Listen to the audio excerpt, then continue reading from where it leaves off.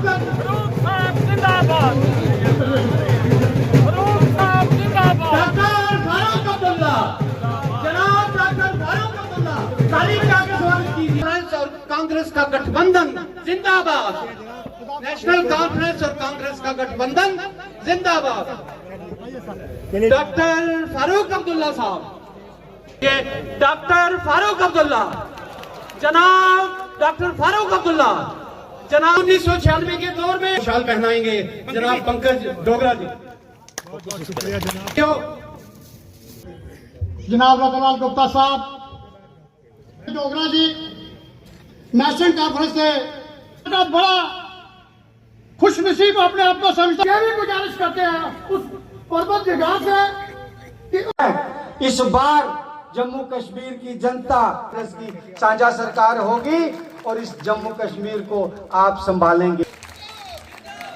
मैं आपके और फारूक साहब के बीच में ज्यादा नहीं रहना चाहता, लेकिन मैं आपको हाथ जोड़ के विनती करता हूं कि आपका छोटा भाई हूं।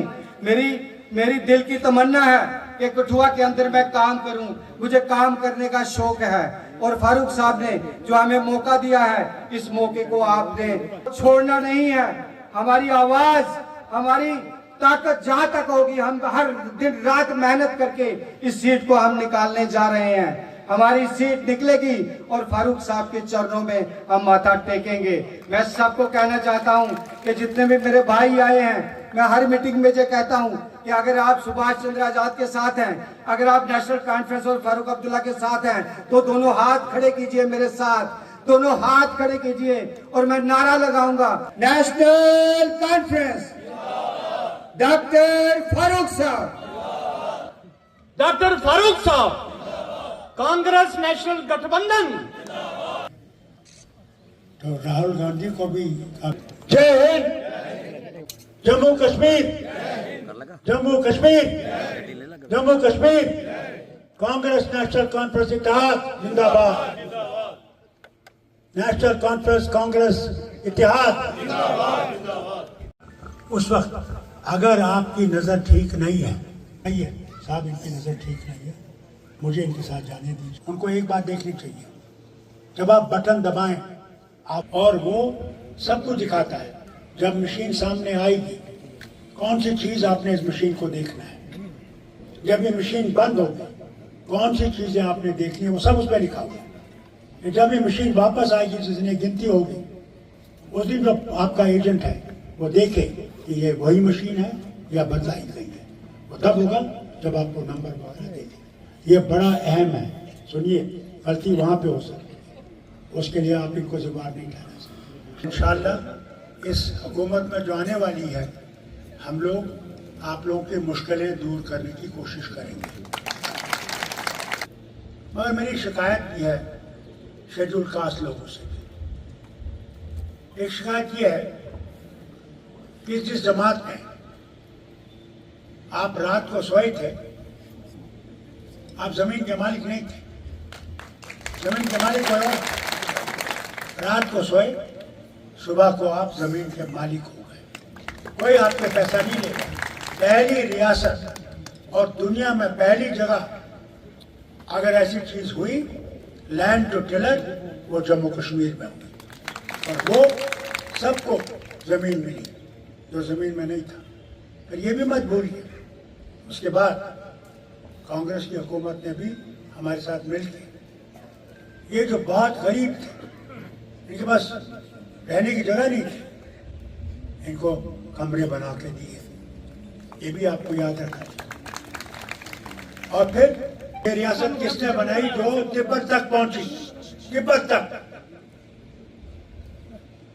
महाराज ने, हम लोगों ने नहीं, महाराज साहब ने, क्योंकि पंजाब था सब तरफ, पंजाब अमीर था, वहां लोगों के पास बहुत पैसा था, महाराज साहब को डर था, तालीम याफ्ता थे, उनको डर था कि मेरी डोगरी जबान खत्म हो जाएगी और मेरी डोगरी जबान नहीं रहेगी तो कुछ नहीं रहेगा। आपकी पहचान डोगरी जबान से, ये पूछेगा नहीं, डोगरी बोला करो, जब तक डोगरी नहीं बोलोगे तुम डोगरा नहीं हो सकते। इसलिए उन्होंने क्या किया, उन्होंने कानून बनाया कि कोई भी यहां से बाहर से जमीन नहीं ले सकता। ये उनके थे, यहां कोई नौकरी नहीं कर सकता बाहर से। पहले नौकरी का हक यहां के इंसान का है, औरत का है, मर्द का है। तीसरी चीज क्या की, सबसे बड़ी चीज जो उन्होंने की कि रियासत को एक रखा, लद्दाख से लेके कश्मीर और जम्मू को।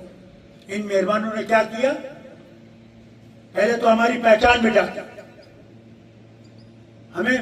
मैंने आज तक कभी नहीं सुना कि रियासत को यूटी बनाया जाए। जवाहरलाल से वक्त तक, आज तक मैंने सुना है यूटी को रियासत बनाते हुए, मगर हमसे बदला लेने के लिए इन्होंने इस रियासत को यूटी बनाया। कोई परवाह नहीं, हम जानते हैं इनका जनाजा निकलेगा, इंशाल्लाह निकलेगा और जरूर होगा। इनमें झूठ बोलते, बहुत जबरदस्त झूठ बोलते। याद है कहा था 50,000 नौकरियां देंगे। क्या मुझे बताइए कितनी नौकरियां मिली आपको? हाथ उठाइए, कोई मिली? ये हाल है। फिर कहा ना आपसे, कहा हम आपको 15-15 लाख आपके बैंक में आएगा। मैं भी रोज इंतजार करूं, मैं जैसे पूछूं यार वो 15 लाख आ गए, वो भी दूं, कुछ नहीं आया ना 15 लाख या 15 पैसे। फिर क्या किया? फिर कहा 370 जिम्मेवार है आतंकवाद का। आज तो आतंकवाद 370 नहीं है, हुकूमत इनके वाइसरॉय चला रहे हैं, लेफ्टिनेंट गवर्नर। तो फिर आतंकवाद कैसे आया? कौन जिम्मेवार है? क्या 370 जिम्मेवार है? वो जो इन्होंने हमला किया शिवखोड़ी में उन यात्रियों पे, वो कौन थे और राज किसका था? और हम पे इल्जाम लगाते हैं। मुझे बताया ना, ये जब रूबिया शहीद के लिए 5 आदमियों को छोड़ना पड़ा, मैंने तरले किए इनसे। मैंने कहा मत करिए सौदा, एक दफा सौदा करेंगे तो आप अपना सर झुका रहे हैं, टेररिज्म के सामने आप सर झुका रहे हैं, आतंकवादियों के सामने आप सर झुका रहे हैं। नहीं माना। फिर वो जहाज जब ले गए कंधार, 3 लोग बड़ी मुश्किल से मौलाना अजहर और उसके 2 साथी, मैंने झगड़ा किया, वजीर आजम से झगड़ा किया, मैंने अडवाणी जी होम मिनिस्टर थे, इनसे झगड़ा किया। मैंने कहा मत छोड़ो, अगर छोड़ोगे तो याद रखना ये वहां पहुंच के हमारे लिए मुश्किलें खड़ी करेंगे। आज जो ये आतंकवाद आ रहा है उसके जिम्मेदार यही लोग हैं। फिर हम पे कहते हैं, हमें कहते हैं आतंकवाद हमला, फिर हम पे क्या निशाना लगाया? ये पाकिस्तानी है। अरे भैया, अगर हम 96 में, वो उससे पहले जब 90 में ये लोग खुद हुकूमत करने लगे, आतंकवाद आसमान पे था। मैंने कहा देखिए इस वक्त हम इनके सामने खड़े हैं, हम मर रहे हैं। हमारे करीबन 2000 मिनिस्टर वर्कर इस तिरंगे झंडे को उठाने के लिए मारे गए, मस्जिद से निकाल के मारे गए, घर में मारे गए, मेरा खुद चचेरा भाई मारा गया। और फिर भी हम पे आरोप है कि हम भारतीय नहीं, हम घुसपैठियां हैं। क्या कहा इन्होंने वजीर आजम ने? ऐसी जबान मैंने कभी नहीं सुनी। कहा मुसलमान घुसपैठियां हैं। कहा अगर 2 मकान होंगे तो 1 मकान मुसलमान को दिया जाएगा, हिंदुओं को डरवाने के लिए। ये देखिए, कहा ये बच्चे बहुत पैदा करते हैं। अरे जिसको संतान ही नहीं है, बीवी ही नहीं है, उसको क्या पता बच्चे क्या होते हैं? और संतान देने वाला इंसान नहीं है, बस भगवान देने वाला है, याद रखिए। ये कभी मत सोचिए कि आप देने वाला वो है, ताकत आपको बख्शता है। राम विश्व के राम है, विश्व के राम। और उसी विश्व के राम ने उसके बंदे को जो तेजी से बनाया कि हमने इलेक्शन जीतना है, उसी राम ने उसको उसी जगह से हराया जिस भूलिएगा नहीं। वो जानता ताकतवर है, उसकी ताकत किसी के बराबर नहीं है, उसकी ताकत कहीं भी नहीं है, उसकी ताकत कहीं नहीं। वो कुछ भी लीडर आप कहीं है, मगर मैंने ऐसा लीडर नहीं देखा जो भारत में टुकड़े कर रहा है, मुसलमान को अलग खड़ा कर रहा है, हिंदू को अलग खड़ा कर रहा है, सिख को अलग खड़ा कर रहा है और ईसाई को अलग खड़ा कर रहा है। ये वतन जो है ये हम सब का है, ये साझा वतन हम सब का है। हम सब ने इसके लिए लड़ाई की है, झगड़ा किया अंग्रेजों को निकालने के लिए।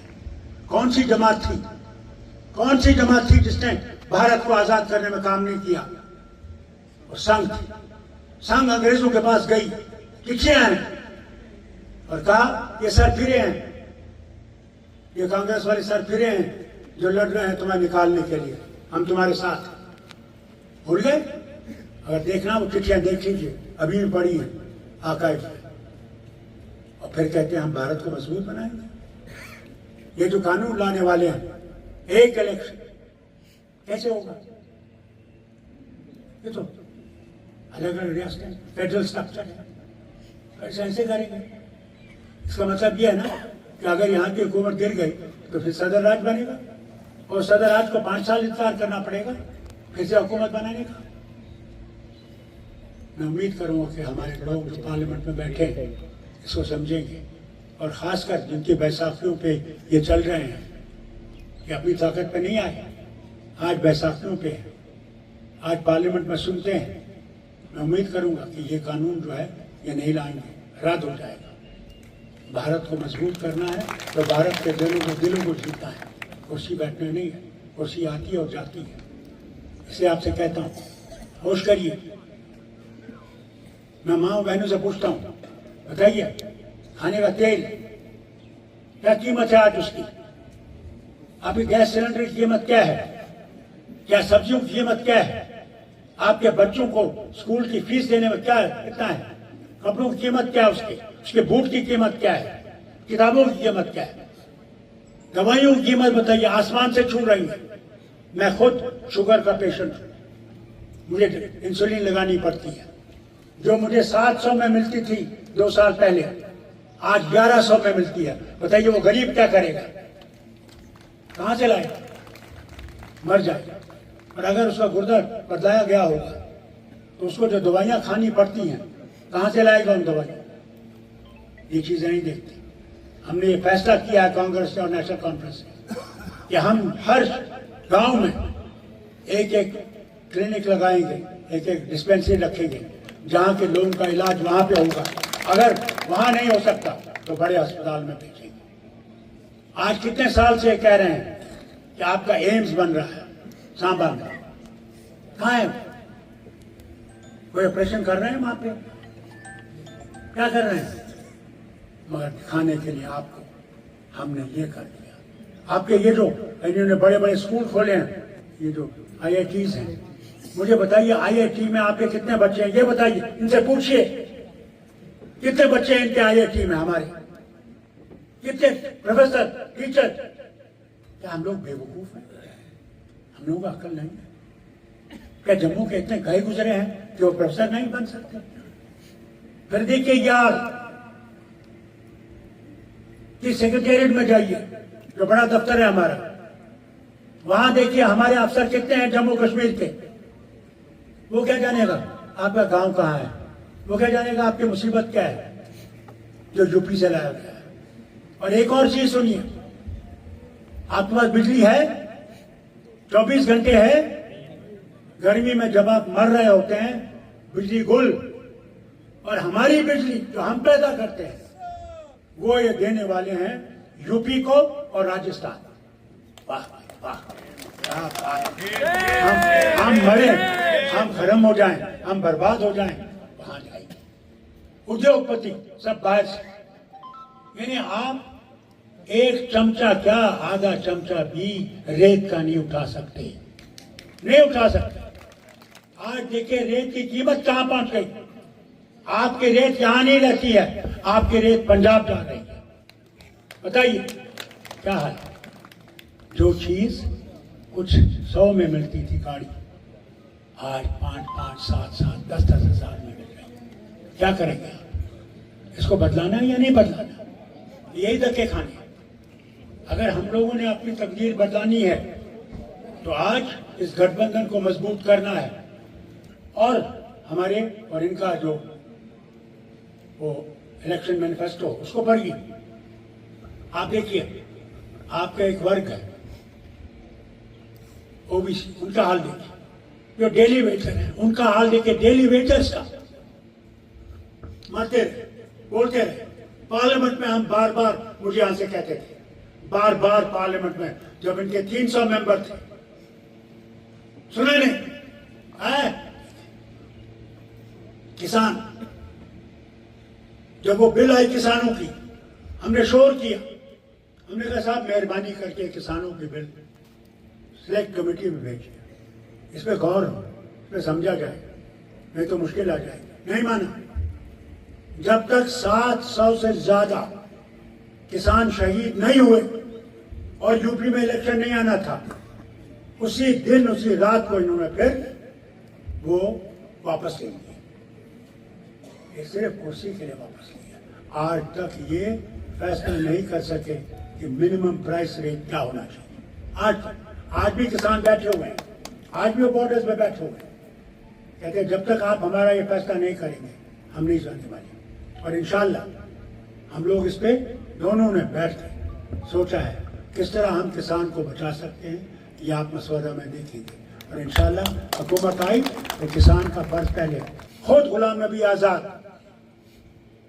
ने इस पार्लियामेंट के अंदर, राज्यसभा में, आपके वो लीडर ऑफ द हाउस थे, उन्होंने 2 रियासतों का मुकाबला किया, एक तरफ से गुजरात, एक तरफ से जम्मू कश्मीर, और आंकड़े दिए हर चीज में, सेहत में, एग्रीकल्चर में, एजुकेशन में, हर चीज में, और दिखाया कि जम्मू कश्मीर गुजरात से कई जगह ऊपर है। मेरे ख्याल से उसी दिन उन्होंने फैसला किया किसी तरह से जम्मू कश्मीर को गिराना है, मगर जिसने उस भगवान का हाथ पकड़ा है उसको ये गिरा नहीं सकेगी। यह रियासत उठेगी, ये रियासत कमजोर नहीं रहेगी। ये रियासत याद रखिएगा, ताज है हिंदुस्तान का, मुकुट है, मुकुट हिंदुस्तान का, भारत का मुकुट है, और मुकुट चमके रहेगा। जिस तरह सूरज चमकता है इसी तरह यह मुकुट चमकेगा और सारे हिंदुस्तान में वो किरण लाएगा भाईचारे की, जो महात्मा गांधी ने उस वक्त देखी थी जब भारत और पाकिस्तान में लोग मारे जा रहे हैं। आपसे कहता हूँ इंशाल्लाह ये जो कहते हैं ना 10 साल हुकूमत की ना, मुझे ये बताइए किस पंडित को ये ले गए जम्मू कश्मीर? किस पंडित को? मनमोहन सिंह की हुकूमत थी, मेरे बेटे की हुकूमत थी। यहाँ 3000 बच्चों को नौकरी दी कश्मीर में अपने घरों में, और उस नौकरी को ये कहा कि हो सकता है इससे इनके खानदान वापस आ जाएंगे, ये घर लौट आएंगे और आहिस्ता आहिस्ता फिर से आबाद हो जाएगा। मगर क्या हुआ? इनके राज में जब इनको वहां टारगेट किया गया, रातों रात भागे जनाब, रातों रात वापस आ गए जम्मू में। क्या इनको वापस आइए? जो इनको नहीं वापस ला सकते जनाब, तो फिर किसको ये कह रहे हैं? किसे सामने झूठ बोल रहे हैं? मुझसे कहा, जब मैं गया और हमारे सारे साथी लीडर पार्टियों के गए, आज से 2-3 साल पहले घर बुलाया, तो कहा वहां पे हमारे गवर्नर, लेफ्टिनेंट गवर्नर थे, होम मिनिस्टर थे और ये थे, और हम सारे लीडर थे। तो कहा डॉक्टर साहब बताइए। मैंने कहा अफसोस इस बात का है, आपको हम पे विश्वास नहीं, हमको आप पे विश्वास नहीं। ईमानदारी से मैंने कहा पहले उस विश्वास को कायम कीजिए, जिस दिन वो विश्वास कायम हो जाएगा सब मुश्किलें दूर हो जाएगी। कहा उन्होंने जवाब में, जरूर दिल्ली की दूरी है और इस दूरी को हमने दूर करना है। जब तक हमें दूरी दूर नहीं करेंगे यहाँ काम नहीं चलेगा। हमने कहा जनाब कुछ बच्चे हैं जिन्हें कोई कसूर नहीं, खामखा ऐसे पकड़ा गया है। आपने देखा होगा पुलिस कई दफा वो करता है दूसरे को पकड़ लेती है। उनको तो नक के बजाय नक चाहिए, आदमी होना चाहिए। पकड़ लिया, भर दिया जेल। मैंने कहा जनाब एक कमेटी बिठाई, जो आतंकवादी इसमें उसको रखी, मैं नहीं कहूँगा उसको, मगर जो बेकसूर है गलती से रखा गया उसको तो छोड़ दिया। काचा हम कमेटी बनाएंगे। 3 साल हुए जनाब, वो कमेटी नहीं बनी। मगर जब इलेक्शन आया जो पाकिस्तान से पैसा लाता था, तिहाड़ जेल में था, उसको 20 दिन के लिए छोड़ा कि नेशनल कॉन्फ्रेंस और कांग्रेस को गिराया। और वो पाकिस्तान से पैसा लाता था, पाकिस्तान से, ये नहीं कि हिंदुस्तान से लाता था, पाकिस्तान का एजेंट था। आज इनका एजेंट बना है और हमें कहते हैं हम पाकिस्तानी हैं। अरे भैया, मुझे तो दिखता है तुम लोग पाकिस्तानी बैठे हो दिल्ली में हुकूमत कर रहे हो। तुम हिंदुस्तानी नहीं हो, तुम्हारी सोच हिंदुस्तान के लिए नहीं है, तुम्हारी सोच सिर्फ अपने लिए है। और इस सोच को बदलाओ।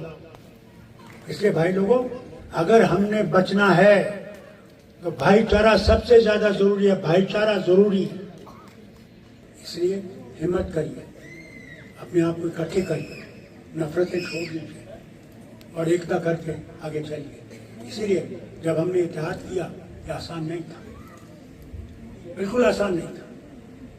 जहां उनको सीटें छोड़नी पड़ी बहुत मुश्किल थी, जहां हमें सीटें छोड़नी पड़ी बड़ी मुश्किल थी, मगर देश को, रियासत को बचाने के लिए इन्होंने भी कुर्बानी दी, हमने भी कुर्बानी दी।